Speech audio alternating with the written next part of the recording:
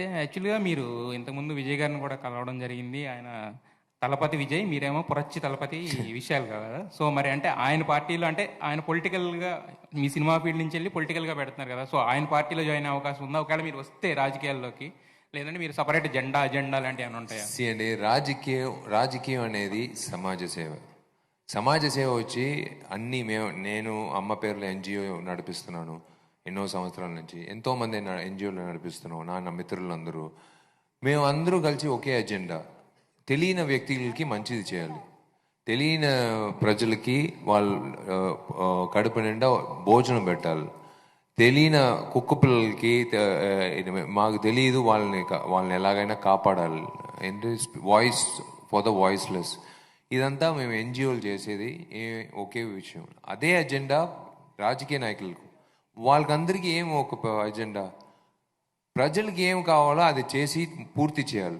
ఏం పూర్తి చేయాలి? వాళ్ళు ఏం బెంచ్ కార్ అడుగుతున్నారా, లేకపోతే బంజారా హిల్స్లో వచ్చి ఇల్లు అడుగుతున్నారా? అదంతా ఏం అడగట్లేదు. తాగడానికి మంచి నీళ్ళు కావాలి, మాకు మెడికల్ హెల్ప్ కావాలి, మా పిల్లలకి మంచి భవిష్యత్తు, ఉద్యోగం, మంచి చదువు కావాలి, మేము బతకాలి. అదే ఇన్ని సంవత్సరాల తర్వాత, ఎలా ఇండిపెండెన్స్ తర్వాత మనం ఒక పల్లెటూరుకి వెళ్తే ఇంకా నీళ్ళు ప్రాబ్లంతో ఉన్నప్పుడు మనకి లాగా ఉంటుంది కదా. అందుకే that's what I'm saying, that is the only reason. Join అవడం, వీళ్ళతో కలిపి చేయడం, వీళ్ళతో కాంబినేషన్ చేస్తే మనం వద్దాం, అలాంటి బుర్రంతా నాకు ఇంకా లేదండి. మీలాగే నేను ఒక ఓటర్, అంతే. ఆ ఓటర్గా నా మైండ్ ఇంకా అలాగే ఉంది, అంతే. అయితే యాక్చువల్గా విశాల్ గారు అయితే యాక్చువల్గా మీరు డైరెక్టర్ కింద కూడా ఇప్పుడు తుప్పారవాళ్ళతో మారుతున్నారు కదా. సో అంటే నా డ్రీమ్ అది కూడా అని కూడా మీరు చెప్పారు కదా. సో ఫ్యూచర్లో మీరు డైరెక్టర్గా తీసే సినిమాల్లో మీరు కొంతమంది వేరే యాక్టర్స్ని కూడా అనుకుంటున్నారు కదా. సో తెలుగు నుంచి కానీ తమిళ నుంచి కానీ ఎన్ని స్టార్ హీరోస్ని ఎక్స్పెక్ట్ చేయొచ్చా మీ సినిమాల్లో మీరు డైరెక్టర్గా?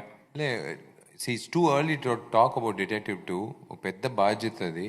అంటే నేను అనుకునేది స్క్రిప్ట్ వేరే, but okay, thanks to Myshkin sir నాకు ఈ డిటెక్టివ్ 2, ఎందుకంటే డిటెక్టివ్ 1 మీకు అందరికీ తెలుసు, థియేటర్లో కానీ, శాటిలైట్లో కానీ, డిజిటల్లో కానీ అన్ని విధంగా పెద్ద ఒక విజయం సాధించింది. సో పార్ట్ 2 వచ్చినప్పుడు it is a big responsibility. నేను ఫస్ట్ టైం దర్శకత్వం చేసేటప్పుడు అందరూ అడుగుతారు, ఇంతమంది ఉన్నప్పుడు ఇతనేం వచ్చి పెద్దగా చేయబోతున్నాడని ఒక విషయం ఉంటుంది.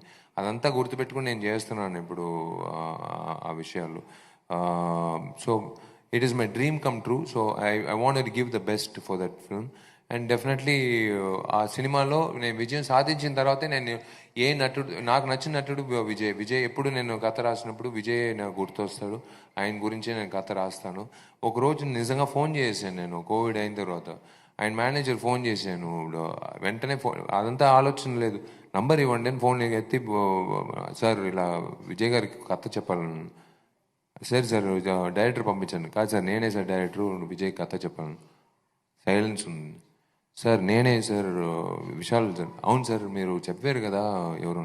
సార్ అదే సార్ చెప్తున్నాను సార్, నేనే సార్ డైరెక్టరు, విజయ్కి ఒక కథ చెప్పాను. ఆయన అర్థం కాలేదు. ఆయన సార్ సరే సార్, నేను ఒకసారి చెప్పేసి వస్తాను, మీరు అడిగి ఒక అపాయింట్మెంట్ ఇవ్వండి సార్, నేను ఒక 1.5 hours టైం కావాలి సార్ కథ చెప్పడానికి. ఒకసారి జరిగింది అలాగా. So let's hope. మనం ప్లాన్ చేసేది లేదండి. రత్నం వస్తుందని మార్కెట్ని ముందు నాకు తెలియదు. మార్కెట్ని అయిన తర్వాత నేను అటు ఇటు ఇలా షూటింగ్ అప్పుడు నాకు ఒక అలవాటు, పల్లెటూరు వెళ్ళినా సరే, ఏ షూటింగ్ వెళ్ళినా సరే, అటు ఇటు వెళ్ళినప్పుడు ఎవరెవరు ఏం మాట్లాడుతున్నారు, మన గురించి ఎలాంటి ఏ విధంగా చూడాలని అనుకుంటారు, కోరుకుంటారు అనేది కనుక్కుంటాం.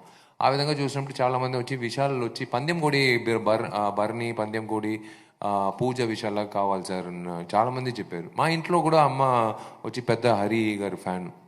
అరే ఎప్పుడు హరి గారితో మళ్ళీ సినిమా చేస్తున్నాం అని చెప్పినప్పుడు నేను స్ట్రైట్గా హరి సార్ ఫోన్ చేసి, సార్ మన ఇద్దరు కలిసి ఒక సినిమా చేద్దామా సార్ అంటే ఆయన మురిసిపోయారు. నేను వస్తున్నాను సార్ స్వయంగా మీ ఆఫీస్కి అని చెప్పి అలా స్టార్ట్ అయింది. So I don't know what is my next step. ఒకవేళ తెలుగులో చేస్తే కనుక ప్రభాస్ గారా అంటే ఇందాక అన్నారు కదా, తెలియదండి. అంటే ఇప్పుడు విజయ్ గారు అని ఎలా అయితే తమిళ్లో అనుకున్నారో అలా తెలుగులో చేయాల్సి వస్తే, ఒకవేళ పెద్ద డైరెక్టర్ కింద విశాల్ గారిని అని చూస్తే. లేదు, ఫస్ట్ నేను నన్ను పెట్టుకుని నేను ప్రూవ్ చేస్తాను, ఆ తర్వాత